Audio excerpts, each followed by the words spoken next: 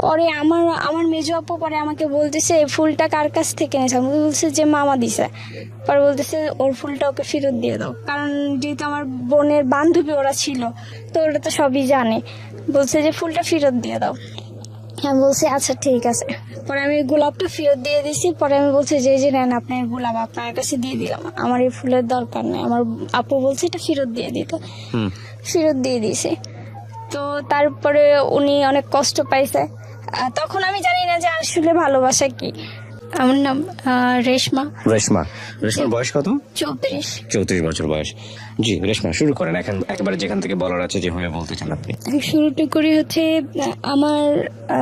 আমরা 5 বোন, আমার কোনো ভাই নাই, আর আমি হচ্ছি 3 নাম্বার। আচ্ছা। আর আমার বড় 2জন আর আমার ছোট 2জন। আমার আব্বু ছোটবেলা থেকে দেখতাম যে কখনো বাড়িতে আমি তাকে পাই নাই, আমি তাকে দেখি নাই, কিন্তু বাসায় থাকতো না। পরবর্তীতে আমি জানতাম যে আমার আব্বু মানে মুদি দোকান, মানে মুদির ব্যবসা আছে আমাদের। আচ্ছা। কিন্তু আসলে সেটা না। পরে এটা আমি জানতে পারছি আরো অনেক বড় যখন হয়ে গেছি, তখন জানতে পারছি যে আসলে আমার আব্বুর মানে কোথায় দোকান ছিল বা কি মানে কি করতো, ব্যবসা কি করতো সেটা। তো যাই হোক, তখন আমি এতটুকু বুঝি যে ওইটা বন্ধ হয়ে গেছে। ওই ব্যবসা যখন বন্ধ হয়ে গেছে তখন আমাদের অবস্থা খুবই খারাপ হয়ে গেছে। আচ্ছা। আর তার আগে ছোটবেলা থেকে একটু দোষী ছিলাম আমি, মানুষের সাথে ঝগড়াঝাটি এগুলা খুব বেশি করতাম, এগুলোর প্রতি ইন্টারেস্ট খুব বেশি ছিল আমার। তো কেউ কিছু বললে তো তাকে তখন রাস্তার মধ্যে মার দিতাম, দিয়ে দিয়ে চলে আসতাম। আচ্ছা। মারধর করে চলে আসতাম। পরে বলতো যে তোর আব্বুর কাছে বিচার দেবো। পরে বলতাম যে আমার আব্বুকে তো আমি নিজেই দেখি না সকালে ঘুম থেকে ওঠে, তো তোরা কিভাবে দেখবি আর তোরা কিভাবে বিচার দিবি। আর আমার আব্বু যদি আমার কোনো কিছু বলে তাহলে এরপরে আরো মার খাবে, এই কথা বলে টলে চলে আসতাম। তো এইভাবে লাইফটা কাটে। তো ছোটবেলা থেকে আমার ফ্যামিলির মানুষ, আমি যে একটু মানে একটু দোষ, একটু রাস্তার মধ্যে খেলাধুলা করতাম বিধায় হয়তো বা জানি না কি কারণে আমার প্রতি মানে বিশ্বাস আস্থাটা হয়তো ওরকম ছিল না। মানে কার? ফ্যামিলি মেম্বারদের বলতে কি আমার মার বিশেষ করে ওরকম এটা ছিল না। তো ছোটবেলা আমাদের সম্পর্কে মানে আমার ফুফাতো বোনের আপনার ননাসের ছেলে, তো সম্পর্কে আমার মামা হয়। তো ওনাকে নিয়ে উনি আমাদের সাথে খেলতো। ওই সময়টাতে যে ছোট ছোট পোলাপান আছে না 7-8 বছরের, আমার থেকে বয়সে যারা বড়, তো ওরা হচ্ছে তাকে নিয়ে আমাকে অনেক কিছু বলতো। আর দেয়ালের মধ্যেও লিখে দিছিল যে তার নামের সাথে আমার নামে অ্যাড করা বা অনেক কিছু। বয়স কত? আমার বয়স তখন কত হবে, 5-6। আপনাকে নিয়ে ওনার নাম জড়িয়ে দিয়ে প্লাস দিয়ে লিখতো দেয়ালের মধ্যে? লিখতো। তো আমার মা কোনো কিছু চিন্তা ভাবনা না করে না আমাকে অনেক মারছিল। এটা এই জিনিসগুলি আমার খুব মনে আছে যে আমাকে অনেক মারছিল, আমার হাতের মধ্যে অনেক মারছিল। পরে আমি বলছি যে আমি তো জানি না এগুলি কি লিখছে বা এগুলি কিভাবে কে লিখছে সেটা তো জানি না। পরে যখন জানতে পারছে তখন কে লিখছে বা কি আসলে বিষয়, আগে আমাকে মারছে, তারপরে এটা যাচাই করতে গেছে যে আসলে কে বলছে বা কে লিখছে। পরে যখন যাচাই করতে গেছে, তো যাচাই করার পরে ওদের ফ্যামিলি থেকে বিচার টিচার দিছে, বিচার করছে। পরে ওই ভাড়াটিয়া এখান থেকে চলে গেছে। তো এরপর থেকে তার সাথে আমি আর যখন আস্তে আস্তে বড় হতে থাকি, তো আমার ওই মামার সাথে আমার কোনো রকমের কোনো কথাবার্তা বা কোনো কিছু হয় না। সে আসলে আমি শরমাইতাম বা আমার কথা বলতে ভালো লাগতো না। আর ছেলেদের সাথে এমনিতেও পরে কথা বলো, যে মাইর খাওয়ার পরে কথা বলা বন্ধ করে দিছিলাম, যে বলবো না, কারণ ওদের জন্য মাইর খাইতে হয় এই কারণে। তো এগুলো বন্ধ করে দেওয়ার পরে আস্তে আস্তে যখন বড় হই, তখন মনে হয় যে আপনার ক্লাস 6-এ পড়ি, এইরকম একটা সময়ে তো আমারও উঠতি বয়স, আর হচ্ছে সেও মোটামুটি বড় হয়ে গেছে আমার ওই মামা। তো উনি আমাকে পছন্দ করতো। তো আমি ওই সময়েও আমি জানি না যে আসলে পছন্দটা কি জিনিস বা এগুলি সম্পর্কে আমার কোনো নলেজই ছিল না। পরে একদিন ওনাকে আবার আমার এলাকারই আমার আন্টি, তারপর হচ্ছে আমার যারা তো বোন ছোটটা আছে, ও আবার অনেক পছন্দ করতো। তো সম্পর্কে মামা হইতো কিন্তু তারপরও পছন্দ করতো। হুম পরে একদিন উনি আমাকে একটা ফুল দিছে।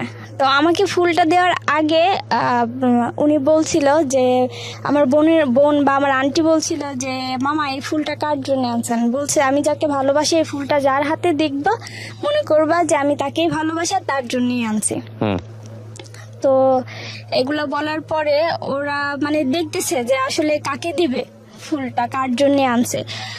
পরে ফুলটা আমার হাতে দেখছে, দেখার পরে ওনারা বলছে যে আল্লাহ এত ছোট মেয়ের লাস্টে দিয়া মানে পছন্দ করার মতো আর কাউকে পাইলো না, এত ছোট একটা মেয়েকে। হুম পরে আমার মেজো আপু পরে আমাকে বলতেছে এই ফুলটা কার কাছ থেকে নিয়েছে। আমাকে বলছে যে মামা দিছে। পরে বলতেছে ওর ফুলটা ওকে ফেরত দিয়ে দাও, কারণ যেহেতু আমার বোনের বান্ধবী ওরা ছিল তো ওরা তো সবই জানে। বলছে যে ফুলটা ফেরত দিয়ে দাও। আমি বলছি আচ্ছা ঠিক আছে। পরে আমি গোলাপটা ফেরত দিয়ে দিছি। পরে আমি বলছি যে এই যে নেন আপনার গোলাপ, আপনার কাছে দিয়ে দিলাম, আমার এই ফুলের দরকার নেই। আমার আপু বলছে এটা ফেরত দিয়ে দিতে, হুম ফেরত দিয়ে দিয়েছে। তো তারপরে উনি অনেক কষ্ট পাইছে।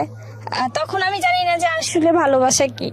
পরে বলতেছে যে তুমি ফুলটা ফেরত দিয়ে দিলা। আমি বলছি যে হ্যাঁ, এটা রাইখে আমি কি করবো, এটার এই তো আপনি যার জন্য আনছেন তাকে দেন। হুম পরে যাক এগুলি সব চলে গেছে। তো এইভাবেই আর কি আমার সময়গুলি কাটছে। এরপরে যখন আস্তে আস্তে ক্লাস 7-এ উঠি তখনও বান্ধবীরা দেখতাম কানা ঘুষা করতো, ভালোবাসা সম্পর্কে কথা টথা বলতো, আমাকে জিজ্ঞেস করতো কি রে লাইফে এমন কোনো কিছু এখনো হয় না। বললাম যে আসলে না, আর এগুলা কি জিনিস, একজন আরেকজনকে মানে কি, এটা ভালোবাসাটাই কি জিনিস, এই জিনিসটা তো আমি আসলে জানি না। পরে রাস্তা দিয়ে যাওয়া আসার সময় অনেকেই বিরক্ত করতো এলাকার, আর ওদের বাড়ি পর্যন্ত গিয়ে আমি বিচারও দিয়ে আসতাম যে আমাকে রাস্তার মধ্যে কিছু বললে। পরে গিয়ে তাদেরকে বিচার দিয়ে আসতাম, যাই যে যাইতেছি আপনার বাড়িতে গিয়ে বিচার দিয়ে আসতে। একদিন আপনার যে শুক্রবার হলে তো আগে যে বাংলা টেলিভিশনে ভিটিভিতে আপনার ছবি দেখাইতো আগে, তো এই ছবিগুলি পুরো মানুষ ভরে যাইতো ঘরে ছবি দেখার জন্য ওই সময়। তো আপনার এই যে আমরাও দেখতাম ছোটবেলা, এগুলা দেখার জন্য প্রায় পাগলই ছিলাম। পরে রাস্তা দিয়ে যাওয়ার সময় এক ছেলে আমাকে আমি দৌড়াইতেছি মানে অ্যাড দিতেছে, তো দৌড়ে দোকানে যাচ্ছে, দোকান থেকে বাসায় আসবো। পরে এইভাবে হাতে করে আমাকে ধরে রাখছে, পরে এইভাবে আটকে রাখছে রাস্তা। পরে আমি বলছি যে আপনি রাস্তা আটকাইছেন কেন, এইভাবে দৌড়াইতেছো কে, তুমি তো পড়ে যাবে, ব্যথা পাবে। পরে আমি ওনাকে বলে দিয়ে আসছি যে আমি ব্যথা পাইলে আপনার কে, একটা জুতা দিয়ে একটা বাড়ি দিব, এই কথা বলে দিয়ে তারপরে আসছি। পরে উনি সাথে সাথে এসে আবার আমার আব্বুর কাছে বিচার দিয়েছে যে দেখেন কাকা, ওরে আমি কিছু বলি নাই, ছোট বোন হিসেবে একটু আদর করি, এই কারণে ও হচ্ছে আমাকে দেখেন রাস্তার ভিতরে এতগুলি মানুষের সামনে এই কথা বলে দিয়ে আসছে। পরে আব্বু বলতেছে মানুষের সাথে এইভাবে খারাপ ব্যবহার করে কেউ রাস্তাঘাটে, ওরা বড় না তুমি ছোট না, তাই ডাক দিছে রে কিছু কে রাস্তার মধ্যে এইভাবে হাতি করে দাঁড়ায় থাকবো। আর যদি হ্যাঁ শরীরের সাথে আমার ধাক্কাটাই লাগতো তখন কি, তো পরে সে আর এইভাবে মানুষের সাথে খারাপ ব্যবহার করো না। পরে বলছি যে আচ্ছা ঠিক আছে করবো না। পরে এগুলা বলে আবার চলে আসছি। তো যখন ক্লাস 7-এ তখন একটা ছেলে আমাকে পছন্দ করতো আমার এলাকারই, আর ও আমাকে পছন্দ করতো কি, ওর অনেকের সাথে রিলেশন ছিল, মানে আমাদের বাড়ির পাশের বাড়ির অনেকের সাথে রিলেশন ছিল। আর এগুলি আমি পিএনগিরি করছি, ওকে, এইসব সম্পর্কে আমি পিএনগিরি করছি, আমাকে দিয়েই করাইছে। এটা গিফট আইনা দিত তাদেরকে, আমাকেই দেখাইতো এগুলি। তো আমি বলতাম যে এটা না ওইটা। আবার ওর আন্টির কাছেই পড়তাম, মানে প্রাইভেট পড়তাম, তো আন্টির কাছেই পড়তাম, তো একসাথেই পড়তাম মাঝে মধ্যে। আবার কোনো সময় বেচ সময় আলাদাও ছিল। তো ওইগুলি করার সময় আপনার হচ্ছে ওই আস্তে আস্তে মানে যখন এই এত কিছু করছে বা এত কিছু, তখন আস্তে আস্তে এই জিনিসগুলি সামনে আসছে যে আসলে ভালোবাসা কি। তখন বুঝতে পারছি, যেহেতু পিয়নগিরি করতেছি, একজনের চিঠি আদান প্রদান করতেছি, তার মানে তো একটু নলেজ হয়েছে তখন। পরবর্তীতে এগুলি করতে করতে পরে একদিন ওর বন্ধুরাই বলতেছে যে তুই কি দূরের করতেছ, তোর সামনেই তো আছে মেয়ে, তো তাকে পছন্দ না করে সিলেকশন না করে এত দূরে গিয়ে সম্পর্ক করার কি দরকার। পরে বলতেছে যে কাছে কে, কয়ে যে ওরে দেখোস না, ওকে দেখতে শুনতে কম। পরে বলতেছে ও যে দোষী, ওর যে ডাইনি, রাস্তাঘাটে কি না কি কয়ে বয়, এটা কি কোনো গ্যারান্টি আছে? ওর তো কোনো বিশ্বাস নাই। কয়টা আস্তে আস্তে পরে ঠিক হয়ে যাবো দেখবি। পরে একদিন আমাকে প্রপোজ করে, পরে আপনার বয়স কত তখন আপনাকে যখন প্রপোজ করেছে? আমার বয়স, আমি তখন ক্লাস 7-এ পড়ি আর কি। অ্যাকচুয়ালি বয়সটা হয়তো কত হবে, 15-16 হবে এইরকম। পরে আমাকে বলতেছে, পরে আমি বলছি যে এইগুলা কি? পরে বলতেছে হ্যাঁ আমি তোমাকে পছন্দ করি। উনি সম্পর্কে কি হতো আপনার জানি? ও হচ্ছে আমার সম্পর্কে আমার মানে পার্শ্ববর্তী ঘরে, মানে আমাদের বাড়ির আগে ওদের বাড়ি, কিন্তু সম্পর্কে কি হয়? ভাই। মানে কেমন ধরনের ভাই? এমনি এলাকার ভাই। হ্যাঁ, এমনি রক্তের কোনো কিছু না আর কি। ওকে। তো পরে বলতেছে আমি তোমাকে পছন্দ করি। পরে আমি বললাম যে এটা কেমন কথা, তুমি কয়জনের সাথে রিলেশন করো এগুলি সব আমি জানি, আর আমার বান্ধবীও তোমাকে পছন্দ করে সেটাও আমি জানি, এই সব কিছু আদান প্রদান আমিই করছি, তারপরে তুমি আবার এই কথা কেমনে বলো? পরে বলতেছে আমি জানি না এত কিছু, আমি তোমাকে পছন্দ করি। বলছে এটা কখনোই সম্ভব না, আমি সারা জীবন ভাই হিসেবে দেখে আসছি আর আমি ভাই হিসেবেই দেখবো, এখানে আমার অন্য কোনো কিছু হবে না। পরে বলতেছে যে যদি আমার ফ্যামিলি তোমাকে বলে তাহলে কি তুমি রাজি হবা? পরে আমি বলছি যে না, এগুলা হচ্ছে পরের সাবজেক্ট, এই সব বিষয় নিয়ে এখন আর আমার কোনো মাথা ব্যথা নাই, মানে এখন আমি এগুলি নিয়ে ভাবতেছি না। তখন ওইখান ছোটবেলার ওই দোষীপনা থেকে তখনকার যে সময়টা আমার, যখন ক্লাস 6-এ বা 7-এ পড়ি, তখন ওই যে আপনার নাচ গান টান এগুলি নিয়েই থাকতাম বেশি। তো খুব ভালো নাচতেও পারতাম, অনুষ্ঠানও করতাম বাড়িতে। তো ওগুলির প্রতি মানে মনোযোগটা একটু বেশিই ছিল, এই উগ্র এইসবের প্রতি না। পরে আমি তাকে বলছি, পরে আমার মেজো আপুকে আবার ও বলছে এই কথা যে এরকম আমার বাড়ি থেকেই তাহলে আমার মা বিয়ের প্রস্তাব দেবে। পরে আমার মেজো আপু বলছে যে না, শুধু একজনের চাওয়াতে তো হবে না, চাইতে হবে দুইজনকেই। ও যদি রাজি থাকে আমি ওর সাথে কথা বলবো, যদি ও রাজি থাকে তাহলেই তো হবে, আর যদি রাজি না থাকে তাহলে তো হবে না।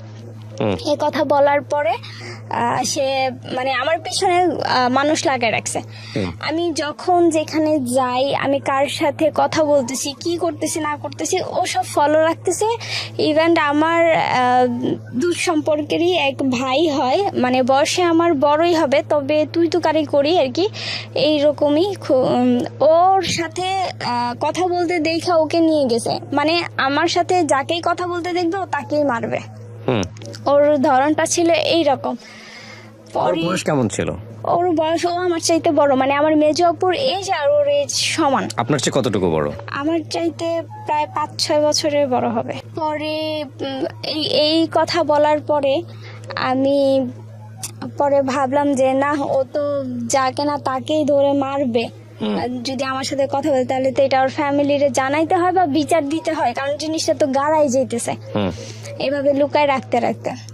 পরে এই ব্যাপারে এর আগে কি করছে, আমার আম্মুকে ওই যে যখন চিঠি আদান প্রদান করে দিতাম, যখন পিয়নগিরি করতাম, তখন আমার আম্মুকে ওর আম্মু ডেকে বলছে, মানে ওই যে আমার ওই ভাই, ওর আম্মু ডেকে বলছে এরকম তোমার মেয়ে আমার ছেলের সাথে সম্পর্ক করে, এটা সেটা।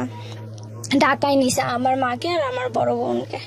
ঢাকায় নেওয়ার পরে ওদেরকে অনেক কিছু বলছে, ওই মহিলা আবার অনেক বাজে খারাপ, পরে অনেক কিছু বলছে। পরে আমার মা বলছে, আমার মা ওইখানে কিছু বলে নাই, শুধু এতটুকু বলে আসছে যে মেয়ে মানুষ, আমি জিজ্ঞেস করে নেই, করলে করতেও পারে, আমি এত গ্যারান্টি দেই না, কারণ মেয়ে তো, আর এখনকার বয়স হচ্ছে উঠতি বয়স, করলে করতেও পারে। তো এই কথা বললে আইসা আমাকে আর ভালো মন্দ কিছু জিজ্ঞেস করে নাই, জিজ্ঞেস না করে তখন বলতেছে আমার বড় আপু আর আমার মা এটা মানে নিজেরাই বলা বলি করতেছে, আর আমার বড় আপু বলতেছে দেখো তোমার মেয়ে জানে কোন সময় কোন আকাম করে বসে, মানে এই যে এই কথাটা শুনে, তো এই কথাটা আমি শুনছি, আমার খুব খারাপ লাগছে যে আদৌ আমাকে তো জিজ্ঞেস করতে পারতো। আর আমি তো মিথ্যা বলবো না যে ওর সাথে আমার কোনো সম্পর্ক আছে, এটা তো না। তো আমাকে কিছু জিজ্ঞেস না করে আমার ওপরে এত বড় একটা কথা বলে দিছে। এই কথাটা আমার খুব খারাপ লাগছে, আমার অনেক কষ্ট লাগছে তখন যে আমার ফ্যামিলির মানুষেরই আমার প্রতি বিশ্বাস নাই। পরে এটা করার পরে আমাকে আর তো কিছুই জিজ্ঞেস করে নাই। পরে ওর ফ্যামিলিকে আমি বিচার দিছি, আমার মা গেছে, আমার মেজো আপু গেছে, আমি গেছি, গিয়ে বিচার দিছি যে এরকম এরকম এই কারণে ও আমাকে পছন্দ করে বলছে। তো এই কারণে হচ্ছে গিয়ে ও আবার পুকুরে গোসল করতেছে তখন, যে হ্যারে মারবো হ্যারে ধরবো, মানে আমার সাথে কাউকে কথা বলতে দেখলে ও তাকে মারধর করবে, এরকম একটা ওয়ার্নিং সে আমাকে দিয়ে দিছে অলরেডি। পরে বলতেছে পরে বলতেছে যে ও নাকি আমাকে পছন্দ করে এটার জন্য। পরে বলতেছে যদি আমার পোলায় পছন্দ করে থাকে তাইলে সমস্যা কি, আমি আনবো এই মেয়ের এই বউ করে আনবো, কারণ মাইয়া কানাও না লুলাও না ল্যাংরাও না। আমার পোলায় যদি পছন্দ করে থাকে তাহলে আলহামদুলিল্লাহ আমি এই মেয়ের এই বউ করে আনবো। পরে আমার মেজো বাবার কইছে আম্মা এক হাতে তো আর তালি বাজে না, কারণ ও পছন্দ করে, এখন ও যদি পছন্দ না করে তাহলে তো আর এই জায়গা তৈতো না। হ্যাঁ এটাও কথা। পরে আমার জিজ্ঞেসে যে তাহলে তুই কি কস? পরে আমি কইছি না আম্মা, আমি ওরে ভাই হিসেবে দেখে আসছি, ওই আমার ভাই, এছাড়া আমাদের মধ্যে আর কোনো সম্পর্ক কোনো সময় হইব না। পরে এই কথা বলার পরে ওর মা ওরে রাইকা বলতেছে যে এরকম এরকম তোমার নামে বিচার আসছে, তুমি কি করছো, আর যেটা বলছো ওটা কি সত্যি নাকি? এখন ও তো চায় না, তো তোমার চাই তো কোনো লাভ নেই। পরে ছোট বোন, আমার ছোট 5 নম্বর বোন যেটা, ওইটাকে নিয়ে হচ্ছে আমি ইয়েতে গেছি, স্কুলে গেছি, তখন ওইখানে আমাকে আটকাইছে, প্রাইমারি স্কুলে পড়তে নিয়ে যাই, তো ওইখানে আমাকে আটকে দিয়ে বলতেছে যে তুমি, আমার মা তো বলছিল বিয়ের প্রস্তাব দিছিল, তুমি না করে দিছো কেন? আমি বলছি যে আমি না করবো না, আমি তো পছন্দ করি না। আপনি যখন প্রাইমারি স্কুলে? না, আমার ছোট বোন, আমি তো ক্লাস 7 এ পড়ি। ওকে। তারপরে ও আমাকে আটকে সেখানে বলতেছে যে তোমারে তো আমার বাড়ি থেকে প্রস্তাব দিছেই, তুমি না করে দিছো কেন? পরে আমি বলছি যে আমি ভালোবাসি না, সেই কারণে আমি না করে দিছি, কারণ এই সমস্ত লাইনে আমি আপনি বলছেন? হ্যাঁ, এই সমস্ত লাইনে আমি এখনো যাই নাই, আর কোনো না কোনো দিন তো কারোর সাথে সম্পর্ক করবাই।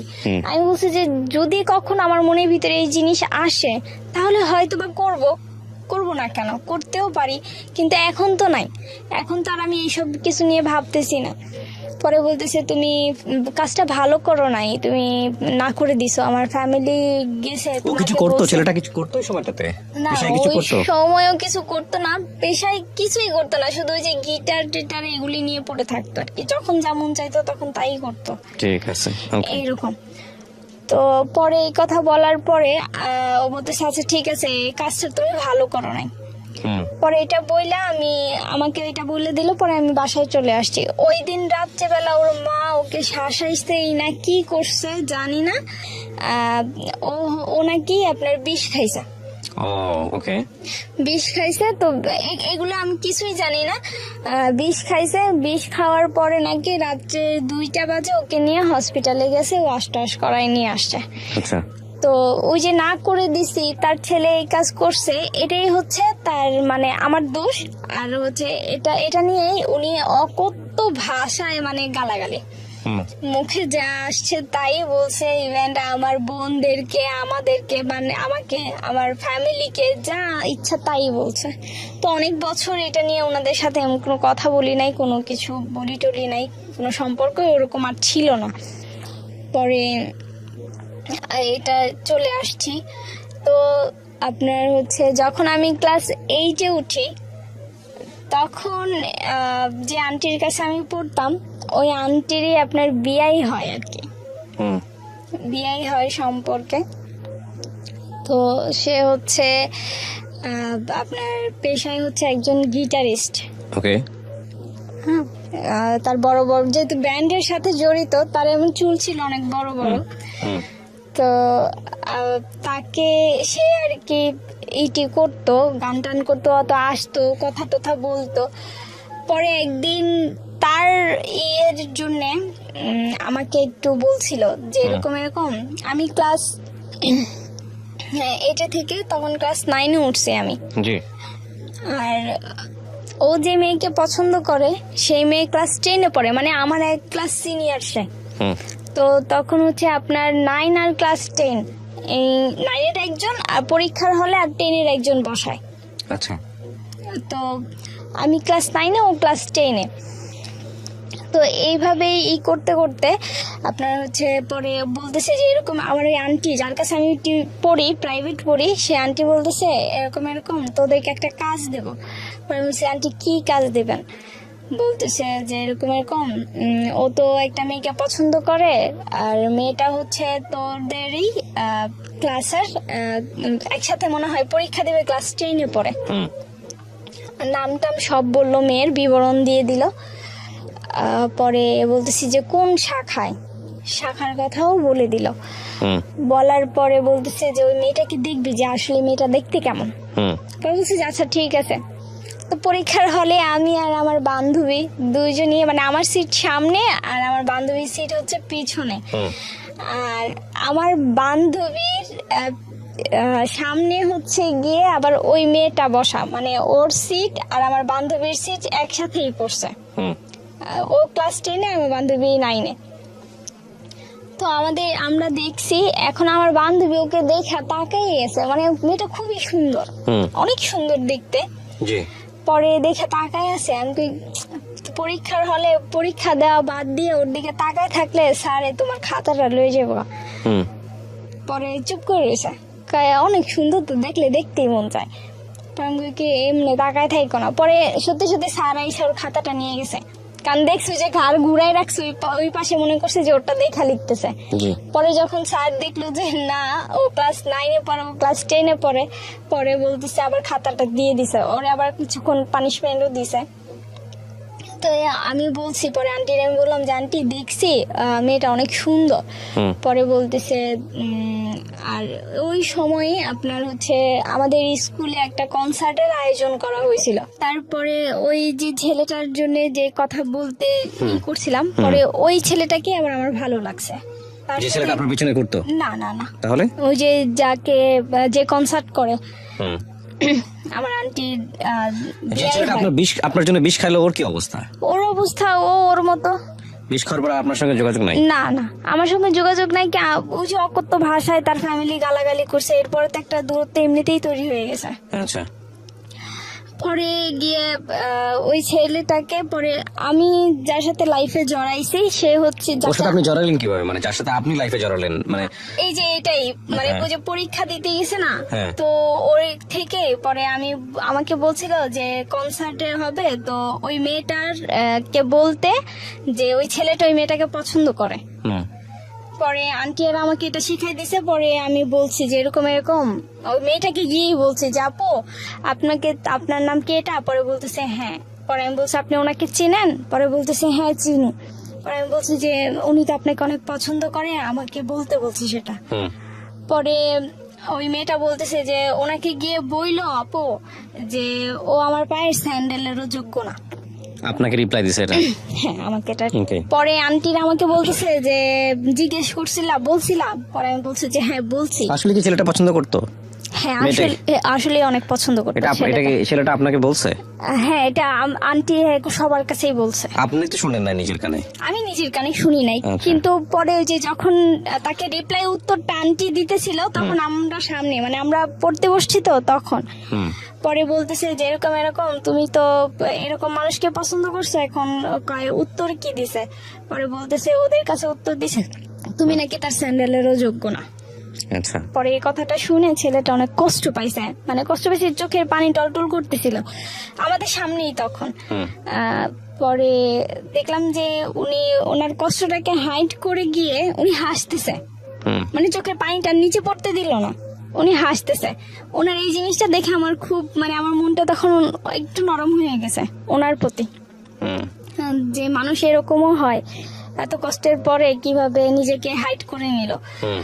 পরবর্তীতে এইভাবেই পরে আস্তে আস্তে আস্তে মানে আস্তে- তখনই আপনার ওনাকে ভালো লাগে আর কি? হ্যাঁ, ওনাকে ভালো লাগছে। আস্তে আস্তে আপনার হচ্ছে ইয়েতে গেছি, অনেকেই আমাকে অফার করছে এমনি, কিন্তু আমার জন্য কোনো বিয়ের ঘর কোনোদিনও আসে নাই ভাইয়া। হুম। তো যখন আসছে উনি পরে নানান ভাবে মানে রং নাম্বারে ফোন দিয়ে দিয়ে আমি ওনার সাথে কথা বলতাম। আচ্ছা। আর এই সুবাদে হচ্ছে আমাদের একটা জায়গা রাখতে গিয়ে আমার মা অনেক টাকা ঋণ করে, ঋণ করে ফলে। তো এত টাকা ঋণ করে, ঋণের বোঝা এত যে 2006 সালে আমি 2007 সালে এসএসসি পরীক্ষার্থী ছিলাম।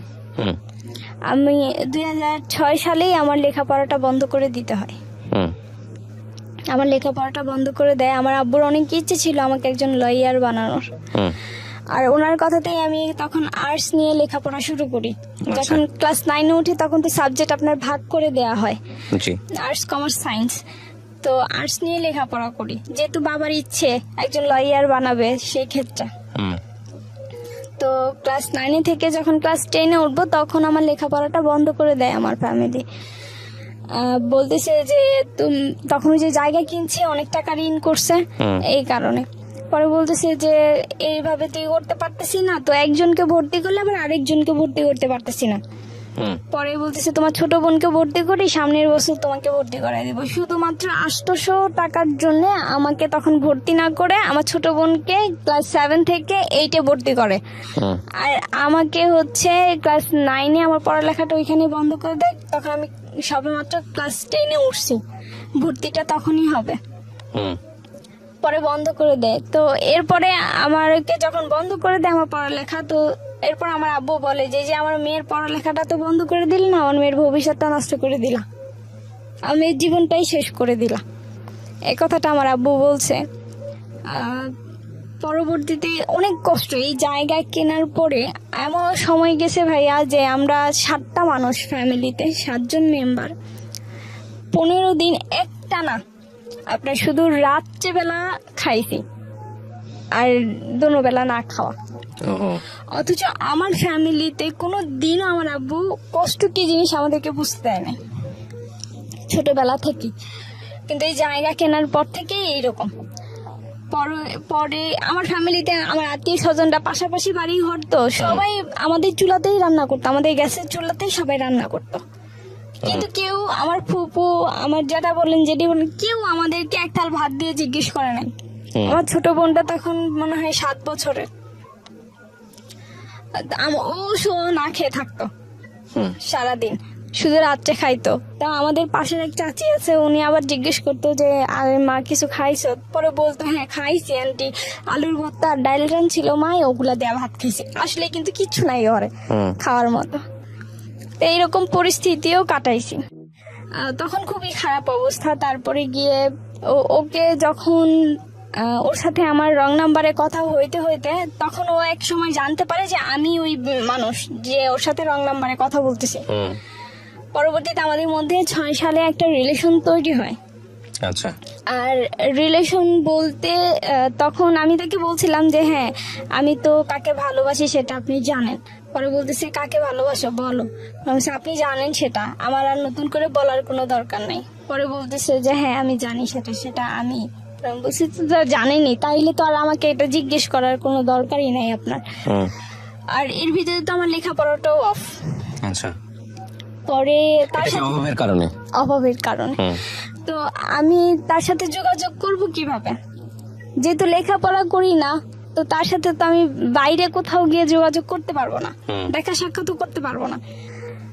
পরে আমি একটা গানের ক্লাসে ভর্তি হই ওনার সাথে দেখা করার জন্য গানের ক্লাসে ভর্তি হই। তারপর নিজের ইচ্ছে ছিল একটা গান শিখবো এই কারণে, কিন্তু ম্যাক্সিমাম সময়টাই মনে করেন যে ওনার সাথে দেখা করেই পার করে দিয়েছি। গানের ক্লাসে ওরকম ভাবে যাওয়া হয় নাই, কিন্তু বাড়ি থেকে তো জানতাম এই গানের ক্লাসেই গেছি। আচ্ছা। পরে যখন গানের ক্লাসের নাম করে করে যায় দেখা করতাম, এর ভিতরে একদিন ওই যে ছেলেটা আমার জন্য বিষ খাইছে, ও জেনে গেছে যে আমি ওকে পছন্দ করি। গিয়ে দেখে ফেলছিল আমাদেরকে ওর দোকানের মধ্যে, দেখা ফেলা। তারপরে এই জিনিসটা ওর মাথার ভিতরে ঢুকছে তখন যে ও এখানে কি করে, তার মানে এখানে কোনো কেমিস্ট্রি অবশ্যই আছে। পরবর্তীতে এই কথা বলে ও যখন জানতে পারে যে সিরিয়াসলি আমরা দুজনের প্রতি একটু সিরিয়াস হব,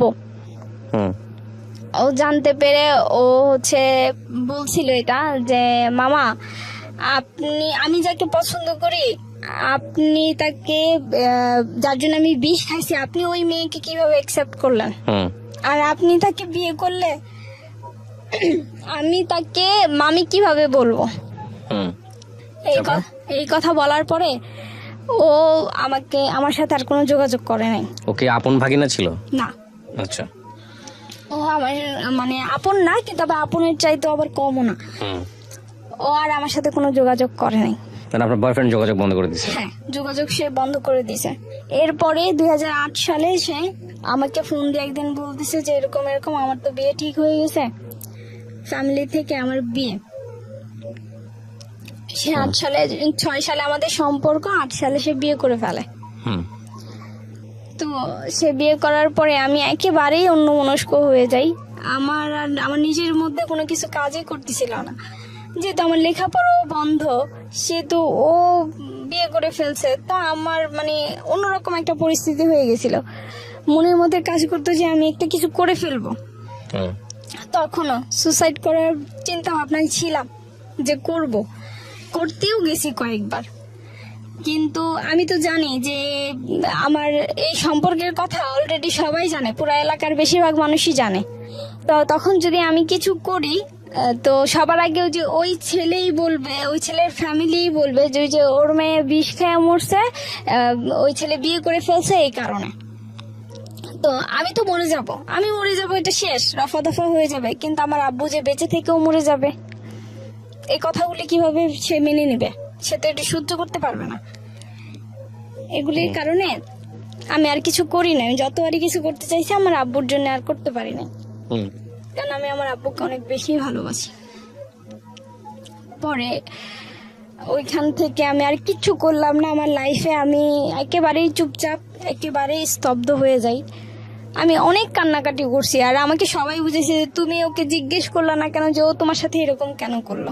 আমি বলছি যদি আমি সত্যি ভালোবেসে থাকি বা আমার ভালোবাসা যদি সত্যি হয়ে থাকে, ও কোনো না কোনো একদিন আমাকে অবশ্যই বলবে, আর আমার কাছে মাফও চাইবে।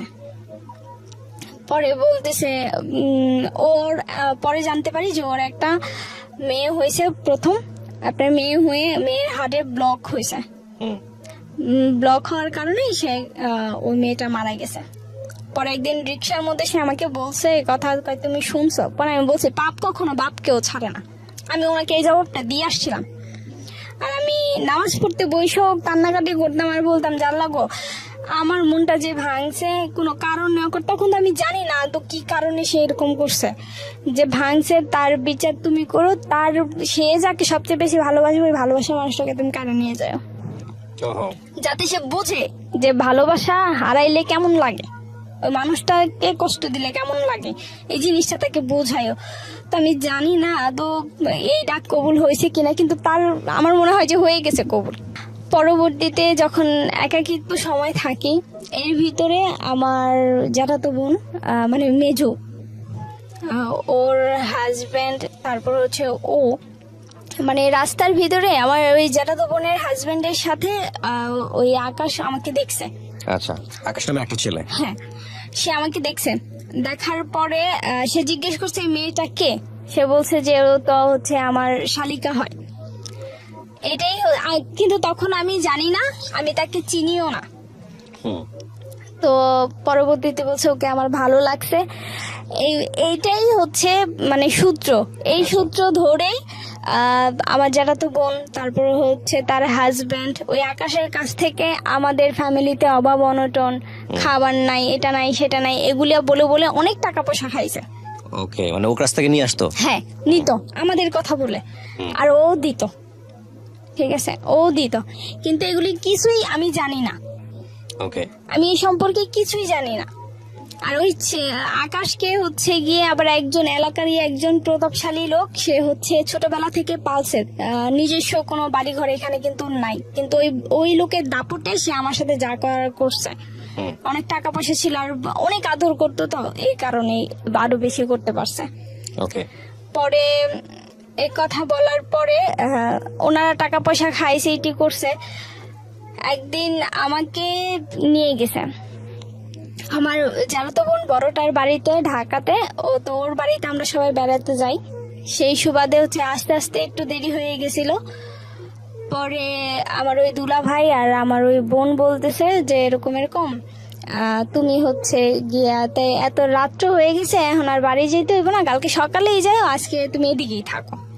পরে আমি বললাম যে না, আমি তো কোনোদিনও মানে বাইরে কোথাও গিয়ে ঘুমাই নাই, আমার অন্য কোথাও ঘুমানোর অভ্যাস নাই, আমার ঘর ছাড়া আমার ভাল লাগে না, আমি থাকতে পারবো না। পরে বলতেছে যে সমস্যা নেই। আমি কই না, আব্বু রাগারাগি করবো, আব্বু অনেক টেনশন করবো। পরে বলতেছে টেনশন করবে না, আমি কাকারে ফোন দিয়ে বলে দিতেছি। তো আমার আব্বুরে ফোন দিছে, ফোন দিয়ে বলতেছে কাকা এরকম এরকম, তো অনেক রাত্র হয়ে গেছে, এই কারণে আর নিয়ে আসলাম না, তো আজকে রাত্রে থাকুক, সকালবেলা আমি আবার বাড়িতে দিয়ে যাবো না। পরে আব্বু বলেছে ইয়ে থাকবো, পরে বলতেছে থাকবো, কারণ আমার আব্বু আমার সম্পর্কে জানে যে আসলে আমি থাকুন না মানুষ না ওইখানে। পরে বলতেছে রাখতে পারবা ওরে, জোরাজোরি করে, যদি থাকতে না চাই তাহলে লয়ে পড়ো। না না থাকবো, সমস্যা নেই। পরে কাছে তাই আচ্ছা ঠিক আছে, তাহলে সকালবেলা আইনা দিয়া যাই। আচ্ছা, পরেও যে ওইখানে ওই রাতটা আমি থাকছি। ও হচ্ছে পরের দিন সকালবেলা মানে সারা রাত্র ওই বাড়িতেই ছিলাম। বাড়িটা অনেক ভিতরে, মানে খোলা মাঠ, এরপরে জঙ্গল, গাছপালা দিয়ে ভরা, তারও ভিতরে অনেক ভিতরে বাড়ি, মানে মেন রাস্তা থেকে অনেক দূরে। না কিন্তু আমি বুঝতে পারছি না, এরকম অপরিচিত একটা ছেলের সঙ্গে আপনার বাবা থাকার পরামর্শ দিবে কেন? না না, আমার বাবা তো আমার জ্যাঠাতো বোনের বাড়িতে থাকার পারমিশন দিয়েছে। কিন্তু ওই বাড়িটা কি, ওর বাড়ি কি জ্যাঠাতো বোনের বাড়িতে কাছাকাছি ছিল নাকি ও আগে এসে বসেছিল? না, ওরা আগে থাকতে প্ল্যান করা ছিল। আপনি তো জানতেন যে আপনি এই ছেলেটার সঙ্গে? না, আপনিও জানতেন না? না। ওকে, তাহলে ছেলেটা আসলো কিভাবে? এই ছেলেটা আসছে হচ্ছে গিয়ে যে আমার জ্যাঠাতো বোনরাও যে আমার নাম করে করে ওর কাছ থেকে টাকা খাইছে। ওকে, সো ওই ছেলেটা এভাবে আসছে? হ্যাঁ হ্যাঁ, তারপর ওইভাবেই আসছে। তো এরা তো প্ল্যান করেই রাখছে। কতদিনে তো আপনি ওর ছেলের সঙ্গে প্রতি সম্পর্কে জড়াই গেছেন নাকি? না, তখনও জড়ান নাই? না না। Okay fine. হ্যাঁ, তখনও জড়াই নাই, আমি তো জানতামই না এই বিষয়ে। আর ওরা যে টাকা পয়সা খাইতেছে আমি এগুলোও কিছু জানতাম না। ওকে, তারপর? পরে ওই দিন রাত্রিবেলা কোনো কিছু হয় নাই, তো এগুলো তো ওনাদের প্ল্যান করাই ছিল। রাত্রিবেলা কোনো কিছু হয় নাই। আপনার সকালবেলা যখন ঘুম থেকে উঠছি, হাত মুখ ধুইছি, পরে দোকান থেকে চা এনে দিছে, পরে চাটা খাইছি। এখন আমি রেডি হব, আমি বাসায় চলে আসব। আমি বলতেছি যে আমি বাসায় চলে আসবো, আমি আর ওইখানে থাকবো না। পরে বলতেছে আচ্ছা যাইবা, তোমার ভাইয়ের দোকানটা বন্ধ করুক, একটু পরেই তোমার বাড়িতে নিয়ে দিয়ে। তা আমি দোকানে যাই, যা তোমার বাইরে পাঠাই দিতেছি, তোমার ভাই তোমার বাড়িতে নিয়ে দিয়ে যাবো। মানে আমার যারা তো বোন এই কথা বললো আমাকে। আমার যারা তো বোন এই কথা বলার পরে তো বাড়ি খালি, বাড়িতে আর কেউ নাই। আমি এক রুমে বসেছিলাম, তো একটু পরে দেখি একটা ছেলে ঢুকলো ঘরে, মানে আকাশ ঢুকলো ঘরে, ঘরে ঢুকার পরে সে হচ্ছে বাইরে থেকে, পরে আমি জানি না কে কি করছে, দরজাটা বন্ধ করে দিছে, মানে ছিটকিনি আপনার লাগাই দিছে বাইরে থেকে। বাইরে থেকে ছিটকিনি লাগাই দেওয়ার পরে সে হচ্ছে আমার সাথে অনেক বলা নাই, কথাবার্তা কিচ্ছু না, শুধু মানে আমার সাথে মানে ধস্তাধস্তি শুরু করে দিছে। তাই বলছে আপনি কে, মানে আমি যে ওইখান থেকে চিল্লাইলেও কেউ শুনবে না, কারণ ওইখানে বাড়ি ঘর নাই সামনে। পরে আমার সাথে এরকম করতেছে, বলছে আমি তো আপনাকে চিনি না, আপনি কে, আর আমার সাথে এরকম করতেছেন কেন, আমার বোন কই, আমার দুলা ভাই কই। পরে বলতেছে যে সমস্যা নাই, তুমি আমার চিনো না, আমি তো তোমার চিনি, তুমি তো আমার কাছ থেকে টাকা পয়সা নিছো। আচ্ছা। পরে বলছে আমি টাকা পয়সা নিচ্ছি, মানে হ্যাঁ তোমার ফ্যামিলিতে এই সমস্যা প্রবলেম, কিস্তি দিতে পারে না, তোমাদের ঘরে খাবার নাই, এগুলি বলে তো তুমি তোমার বোন দিয়ে তো আমার কাছ থেকে টাকা পয়সা নিয়েছো। পরে আমি বলছি আমি তো আপনাকে চিনি না, আপনি কে সেটা তো আমি জানি না, আপনাকে তো আমি চিনি না, তাহলে আমি কিভাবে নিলাম, আপনি কি কোনোদিন আমার নিজের হাতে দিছেন, আমাকে দিছেন? কয় না, তোমার বোনের হাতে দিছি। আমাকে তো তাহলে তাকে গিয়ে ধরেন, আপনি এই সমস্ত ব্যাপারে তারা আপনি আমাকে কিছু বলতে পারেন না, যেহেতু আপনি আমাকে সরাসরি দেন নাই। পরে এই কথা বলার পরে সে হচ্ছে আমার সাথে অনেক জোরাজুরি করে, ইভেন সে আমাকে একটা সময় গিয়ে সে আমাকে করে ওইখানে। এই প্রথম ভাইয়া কেউ আমার শরীর করে। পরে হচ্ছে যে আমার তখন অবস্থা খুবই খারাপ হয়ে যায়। পরে আমি বলতেছি যে আমি চলে যাবো এখান থেকে, আমি এখানে থাকবো না, আমি চলে যাব। পরে ও বের হয়ে গেছে। পরে দেখলাম কে মনে হয় দরজা খুলে দিছে, ও বের হয়ে গেছে। পরে আমার বোন এসে বলতেছে যে যা হয়েছেই, মানে এরকম বুঝালো যে তারা কিছু জানে না, তারা কিছু জানে না এই ব্যাপারে। তো তাদের দরজা বন্ধ করলো কে আর খুললো কে, যদি তারা কিছু নাই জানে। পরবর্তীতে কান্না করতেছে, বলতেছে বাড়িতে এই সমস্ত ব্যাপারে কিছু বইলো না, যা হওয়ার হয়েছে আমি দেখতেছি এই জিনিসটা। পরে আমি আর বাড়িতে কাকে কি বলবো, কারণ তখন যে আমি ওর বিরুদ্ধে কোনো অ্যাকশন নেবো, আমার ফ্যামিলি ভাত খাইতে ভাত পায় না, আমি কিভাবে নেব? কারণ আমার ফ্যামিলির তো ওরকম টাকা পয়সা কিছু নাই। পরে আমি কোনো অ্যাকশন বা কোনো কিছু নেই নাই। এরপর থেকে ও সব সময় আমাকে ব্ল্যাকমেল করে যাচ্ছে যে এরকম হয়েছেই তো, তাইলে আমাকে কেন বিয়ে করবে না? ছেলেটা বিয়ে করতে যাচ্ছে আপনাকে, আকাশ? হ্যাঁ, আমাকে কেন বিয়ে করবে না? বলছি যে না, আমি বিয়ে করব না, যা হয়েছে তো আমার লাইফে হয়েছেই, কিন্তু তারপর আমি বিয়ে করব না। তো আমি আর আমার বান্ধবী মিলে কোথাও ঘুরতে যাচ্ছিলাম, ওই সময় রাস্তার ভিতরেও আমাকে আটকাই দিছে। পরে বলতেছি রিক্সা থেকে নামো, রিক্সা থেকে আমাকে নামাই দিছে। আমি বলছি যে রিক্সা থেকে কেন নামবো? বলতেছে নামো, রিক্সা থেকে নামো, নেমে আসো। পরে পরে বলতেছে রাস্তাঘাটে মানুষ দেখতেছে, ভালোই নেমে আসো। পরে নামছি রিক্সা থেকে, নেমে আমি আর আমার বান্ধবীকে একটা ঘরে নিয়ে গেল। সেখানে গিয়ে দেখি যে আপনার হুজুর বসা, তারপরে হচ্ছে আপনার অনেক লোকজন বসা, মানে সে বিয়ের প্ল্যান করে ফেলছে, এখানে বিয়ে দেবে। আর সে এগুলি সব ব্যবস্থা করে দিছে ওই যে তার ভাই, বলা যে ভাই, সে টাকা পয়সা দিয়ে। পরে হুজুরকে দিয়ে হচ্ছে সে বিয়ে পড়ে। এখন আমি বলতেছি যে আমি তো এখান থেকে চলে যাব। এখন আমি আমার বান্ধবীর বলতেছি যে আমার অজু টজু করাইতে নিয়ে গেছে, আমি তো এখান থেকে চলে যাব। ও আমাকে বলতেছে তুই গেলে তো আমি আটকা পড়ে যাব। তখন আমার কি হইব? মানে আপনাদেরকে কিডন্যাপ করা এক অর্থে? হ্যাঁ, আমাকে বলতেছে তুই যে এখান থেকে পালাই যাবি, তুই তো পালাই যাইতে পারবি, কিন্তু আমার যেভাবে ধরে রাখছে আমারে তো আটকাই দিব, তাইলে তখন আমার কি হইব? আর আমি কিভাবে এদিক থেকে বাইর হবো? তা আমি আমার ক্ষতির লেগে তো আমি ওর ক্ষতি করে দিতে পারি না এই জায়গার ভিতরে, যেহেতু ওর কোনো দোষই নাই, একজন নির্দোষ মানুষ। পরে আমি চুপ করে গিয়ে বসার পরে ওইখানে আপনার কাজে টাজে দিয়ে আপনার বিয়ে পড়াইতেছে। পরে আমি বলছি যে আমি এখন বিয়ে করব না। পরে বলতেছে যে এখন বিয়ে করবা না তো? না, এখন তো বিয়ে হবে না, শুধু কাবিনটা লেখা হবে, বিয়ে পরে হবে, আমাকে এই কথা বলছে। তা আমি বলছি কাবিন লেখা হবে, আমি তো মানে বিয়ে পড়াইতে দেখছি, কিন্তু কিভাবে বিয়ে পড়াই সেটা তো আর আমি দেখি নাই, যে আসলে কাবিন লিখলেই যে বিয়ে হয়ে যায়। আপনি কবুল বলছিলেন? না, শুধু সাইন করছি। সাইন করলে বাংলাদেশের রাষ্ট্রীয় আইনে বিয়ে হয়ে যায়, কিন্তু আপনি কবুল বলেন নাই। আপনি কবুল যদি আপনাকে জোর করেও বলানো হতো তাহলে বিয়ে হতো না। আমি যত জানি এটাই সম্ভবত। হ্যাঁ, শুধু সাইনটাই করাইছিল ওনারা আমাকে দিয়ে। পরে বলতেছে যে তোমার কিচ্ছু বলতে হবে না, তুমি শুধু এখানে একটা সাইন করো। তাও আমি মক্কর ধরছিলাম যে আমি করব না, কিন্তু তারপরেও বলছে যে করো। পরে সাইনটা করাটার পরে ওইখান থেকে চলে আসছি আমি। তো হুজুর ওইখানে ওই কাজী সাহেব বলতেছিল যে এই বিয়ে টিকবে না, অদূর ভবিষ্যতে এই বিয়ে টিকবে না, কারণ এটা যে পরিস্থিতিতে বিয়েটা করাইছে, আসলে এই বিয়েটা কোনো বিয়েই না, আর এই বিয়েটা টিকবেও না, এই কথা বলে দিয়েছে। পরে আমি বাসায় চলে আসছি। এর ভিতরে আমার আব্বু অনেক অসুস্থ হয়ে যায় 13 সালে। আমার আব্বু প্রচন্ড পরিমাণে অসুস্থ।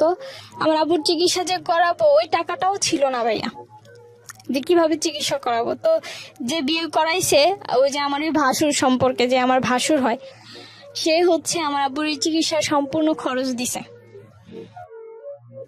আর এর ভিতরে আমার এই মেজো আপুর বিয়ের সময় আপনার বাবা কি বললো এই বিয়ের খবর জেনে?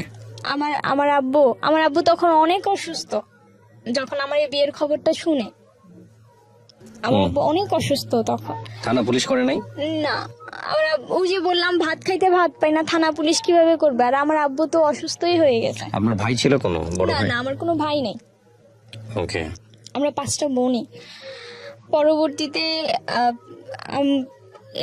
এই করে আমার মেজো আপুর বিয়ের সময় আমার ফ্যামিলি কিছু টাকা ঋণ করে। আচ্ছা।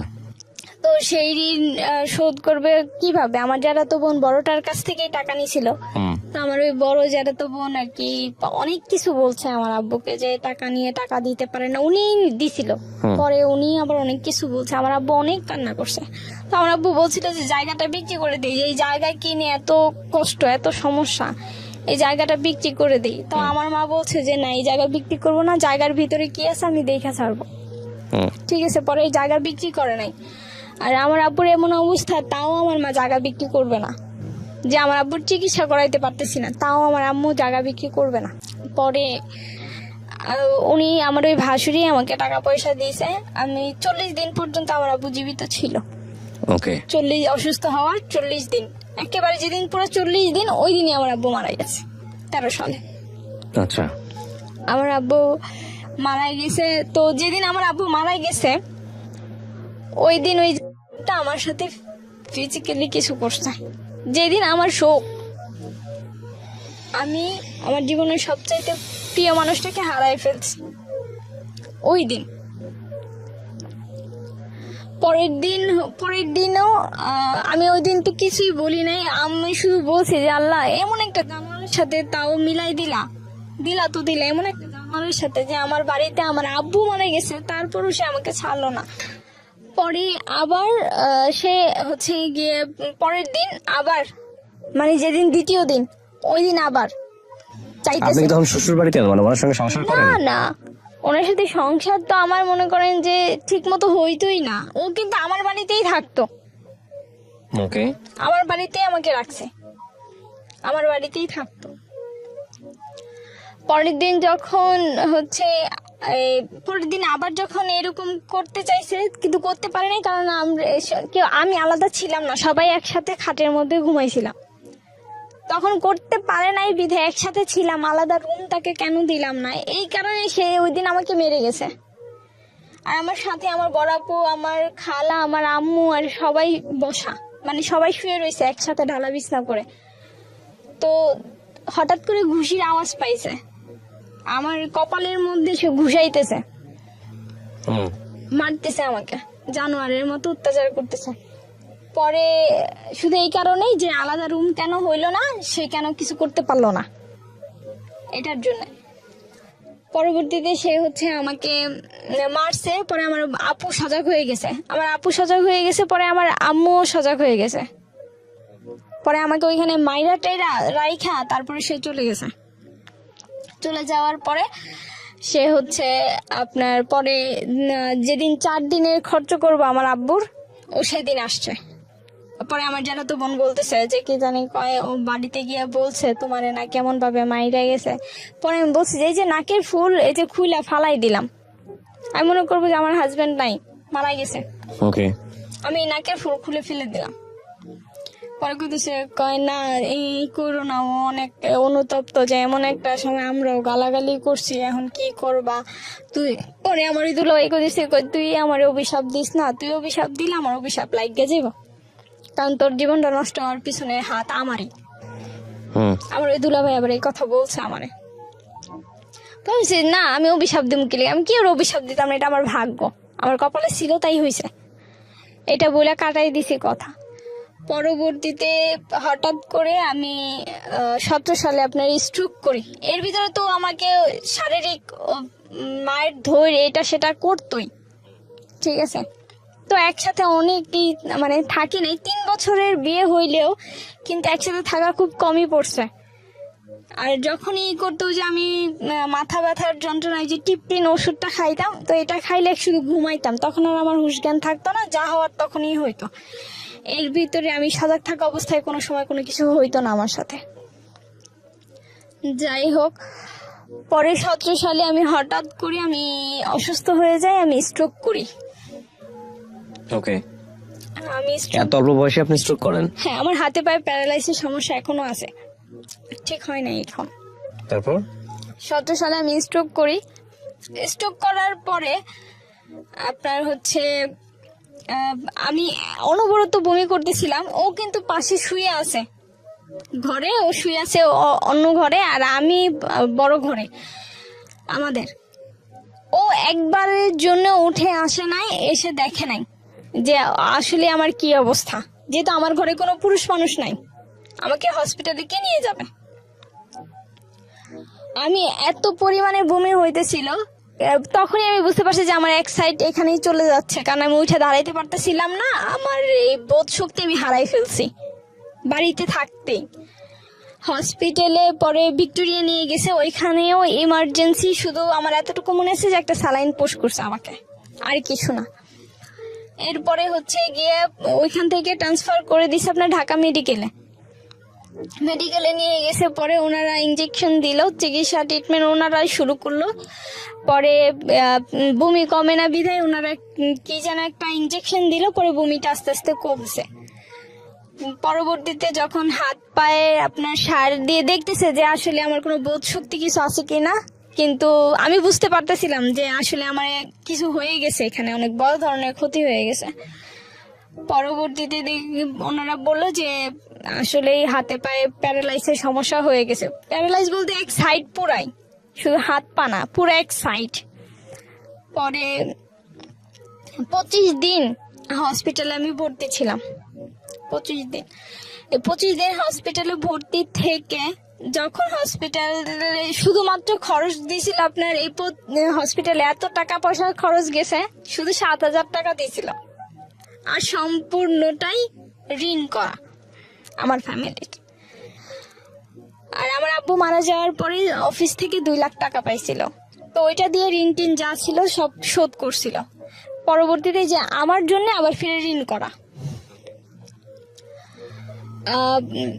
হসপিটালে 25 দিন থাকার পরে যখন আমাকে বাসায় নিয়ে আসা হয়, তখন যখন ডাক্তার রিলিজ করে দেয় যে আমার সমস্যা পাই যে আমার হার্টের বাল্বে প্রবলেম আছে, একটা ছোট হয়ে গেছে চিম্মা, যেই কারণে ব্রেনে ওই রক্তটা আঘাত করছে, পরে আমার ব্রেন স্ট্রোক হয়েছে। পরবর্তীতে বলতেছে যে এইখানে আর ওর কোনো চিকিৎসা নাই, ওকে হচ্ছে গিয়ে সোরোয়ার্ডি আপনার হৃদরোগ ইনস্টিটিউটে দিয়ে দিতে হবে, ওইখানে ওর চিকিৎসা হবে, যেহেতু হার্টের সমস্যা। পরে ওইখান থেকে ছাইরা দেওয়ার সময় ডাক্তার বলতেছে যে দেখেন আপনার তো ওয়াইফ, আমার খালাতো বোন ছিল সাথে, ডাক্তার ওর সাথেই কথা বলছে, আপনার তো ওয়াইফ, আপনার ওয়াইফকে এখন আপনারা দাম্পত্য জীবন কিছু করতে পারবেন না, কারণ আপনার ব্যাপারে বলেছে। হ্যাঁ আমার ব্যাপারে বলছে যে কিছু করতে পারবেন না, মানে আমার হাজবেন্ডকে, আকাশকে বলছে যে আপনি কিছু করতে পারবেন না, কারণ হচ্ছে ওর অবস্থা ওরকম না, এখন ওর অবস্থা খুবই খারাপ। আপনার তো ওয়াইফ, বিবাহিত ওয়াইফ, ও যদি বেঁচে থাকে তাহলে সুস্থ হইলে আপনি নর্মাল জীবনযাপন করতে পারবেন, এতে কোনো সমস্যা নাই, কিন্তু এখন তো অসুস্থ, এখন আপনাকে এটা বুঝা নিতে হবে, আপনাকে ধৈর্য ধরতে হবে। ওকে ডাক্তার বুঝাই দিল। হসপিটাল থেকে ভাইয়া যেদিন আমি বাসায় গেছি,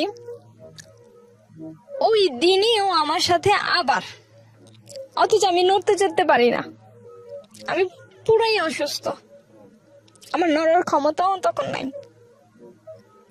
ওই সময় ও আবার আমার সাথে এরকম করতেছে, আমার মনে হচ্ছে আমার ভিতরে সবকিছু ছিঁড়া নিয়ে কেউ টাইনা ছিঁড়া ফেলতেছে, এতটাই পরিমাণে কষ্ট হইতেছে। পরে আমি বাম পা তো আর লড়াইতে পারি না, পরে আমি ডান পা দিয়ে একটা লাথি দিছি। এরকম করার পরে ডান পা দিয়ে আমি ওকে একটা লাথি দিছি, ওকে লাথি দিয়ে সরাই দিছে, তারপরেও আমাকে মারধর করছে। পরে টিকতে না পেরে আমি 17 সালে ওকে ডিভোর্স দিয়ে দিই, যে এরকম একটা জানোয়ারের সাথে সংসার করা আদৌ সম্ভব না। যাই হইতো না কেন, সব কিছুর জন্য বাইরের জিদ করে গিয়ে আমার উপরে মিটাইতো, আমার অনেক মারতো, জানোয়ারের মতো মারতো, এত মার তো আর সহ্য করা যায় না। পরে আমি ডিভোর্স দিয়ে দিই, আমি কাজের কাছে যাই, যে কাজে বিয়ে পড়াইছিল তার কাছে আমি গিয়েছি, আমি গিয়ে তাকে বলছি এরকম যে আমি তো ডিভোর্স দেবো, আমাকে কাবিননামাটা দেন। কই তোমার যে বিয়ে পড়াইছি তখনই তো বলছিলাম যে এই বিয়ে টিকবে না, আর কাবিননামার ওরা তো আমার বিয়ের খরচই দেয় নাই, ওই টাকাই দেয় নাই। পরে তারপরও আমি 3,000 টাকা দিয়ে পরে বলতেছে তুমি তালাক দিবা, তো তালাকের কাগজটা আমি দিয়ে দিতেছি, তুমি ওর কাছ থেকে একটা সাইন করে এই কাগজটা আমার কাছে জমা দিয়ে দিও, আমি মেয়রকে দিয়ে দেবো, আমি কাউন্সিলরের কাছে পৌঁছাই দেবো, তার একটা যেহেতু তুমি চাইতেছো না কোনো কিছু। আমি কই না, আমার কোনো কিছু, আমার টাকা পয়সার দরকার, আমার কোনো কিছু দরকার না, আমার শুধু ওর কাছ থেকে আমার জীবনটা ছুটানো দরকার, আমার আর কিছু দরকার নাই। পরে আমি নিজেই ওকে ডিভোর্স দিই। এর ভিতর তো কোনোদিন খোঁজ খবরও নেয় নাই। আবার থানায় গিয়ে আমি একটা জিডিও করে আসছিলাম, কারণ ও হচ্ছে আমাকে হুমকি দামকি দিত যে রাস্তায় বাইরে তোরা মায়ের গালাগালি করতো ভাষায়। পরে আমি বুঝি যে আমি থানায় গিয়ে একটা জিডি করে আসি, যেহেতু বলা তো যায় না কখন কি করে। পরে আমি জিডি করে আসছি। তো এখন বর্তমানে আমি অসুস্থ হয়েও আমার ফ্যামিলির কাছে আমি বোঝা, যেহেতু ডিভোর্স দেওয়ার পরে হ্যাঁ ডিভোর্স দেওয়ার পরে আমার ফ্যামিলির কাছে আমি বোঝা। আমি যদি কিছু নাও করি তাও আমার বোনেরা আমাকেই দোষে। আমার বোনদেরকে কোনো কিছু বললে বা জায়গা সম্পত্তির ব্যাপারে কোনো কিছু যদি হয়ও, তো ওরা আমাকেই দোষে, আমাকেই গালাগালি করে। আমার এখন মনে হয় যে ওইখানে থাকাটাই আমার জন্য অনেক কষ্টের হয়ে গেছে। এইরকম একটা পরিস্থিতি। অথচ আমি যখন অসুস্থ হই তখনও কেউ আমাকে কোনো টাকা পয়সা দিয়ে সাহায্য করে নাই। আমি একটা চাকরি করতাম ইন্স্যুরেন্স কোম্পানিতে। সেখানকার একজন স্যার ছিল, তো উনি আমার এই যে চিকিৎসার বেশিরভাগ দায়িত্ব উনিই বহন করছে। আমার ফ্যামিলি তো সেটা পারে নাই, কিন্তু উনিই বহন করছে। আমি ডক্টরের কাছে গিয়ে এসে আমার চিকিৎসা এগুলি করাইছি। হসপিটালে গিয়েও টাকা পয়সা দিয়ে আসছে যে এটা রাখেন, চিকিৎসা করান, তারপরে গেছে যে যদি আবার কিছু লাগে তাইলে বইলেন। সবকিছু ওনারাই করছে, কিন্তু তারপর আমার ফ্যামিলি কেন আমাকেই দোষে যে এটার জন্য আমি দায়ী, ওটার জন্য আমি দায়ী। রীতিমতো এখন বোঝা হয়ে গেছি। হাজবেন্ডকে ছেড়ে দিছি। এখন তো এখন আমি কিছুই করি না ভাই। কি করব, কারণ ওই যে হাতে পায়ে সমস্যা, আর চাকরিও করতে পারি না, কারণ আপনার তো বাচ্চা কাচ্চাও নাই। না। আমি এই গল্পটাকে বলবো যে আপনি যা বললেন, আপনার বক্তব্য সমস্তটুকু যদি সত্যি হয়ে থাকে, আমি যেহেতু একপাক্ষিক বক্তব্য, তাহলে এটা আসলে নির্মম পরিণতি ছাড়া আসলে কিছুই বলার নাই। হ্যাঁ, আপনার এই গল্প থেকে আসলে কি বা শেখার আছে আমাদের? তবে এটা ঠিক, আমাদের সমাজে অনেক মেয়ে কিংবা অনেক ছেলেই বিভিন্নভাবে বিনা কারণে বিনা দোষে নির্যাতিত হয়। আমরা ধরে নিব আপনার ক্ষেত্রে সেটা হয়েছে। এখন এখানে বেশ কয়েকটা বক্তব্য আছে। প্রথম কথা হচ্ছে যে এই বিয়েটা ফ্যামিলি থেকে মেনে নেওয়াটা উচিত হয়নি, কিন্তু উচিত না হলেও কি বা করার ছিল? ওনার ফ্যামিলির যে সার্কামস্ট্যান্সেস, সেটা জেনে ওনার আসলে কি করা উচিত ছিল। কারণ শিক্ষণীয় বিষয় আসলে একটাই, যে বিয়েটা প্রথম থেকেই ঠিক ছিল না সেটাকে সময় বাড়ানো কোনোভাবেই উচিত হয়নি। এটা যদি জোর করে সে করে থাকে তাহলে সে আইনগত ব্যবস্থা নেওয়া উচিত ছিল। কারণ দিন শেষে দুটো মানুষ একসঙ্গে একই ছাদের নিচে একজন নির্যাতিত হয়ে একটা সার্টেন পিরিয়ড পর্যন্ত হয়তো বা টিকতে পারে, কিন্তু life long it is definitely impossible. এবং এই ইম্পসিবল ব্যাপারটাকে যত দ্রুত শেষ করা যায় ততই মঙ্গল।